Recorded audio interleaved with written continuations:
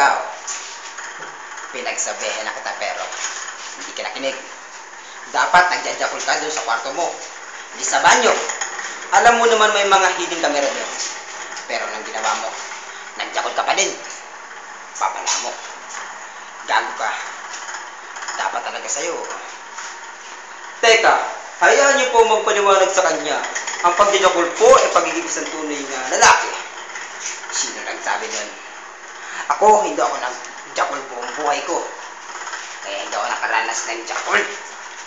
Galit ako sa mga tao na yan. Ano? Hindi ka nagjajakol? Hindi. Dapat tayo lagi nagjajakol. Yung pagiging sa tunay na pagiging lalaki. Tsaka pagkatapos natin manood ng porn, gagawin natin yun. Teka, anong porn ang pinagsasabi mo dyan? Sa amin, hindi uso ang porn. Diaryo, ang aming trip, mga celebrity. Kaya, huwag ka nang humirit.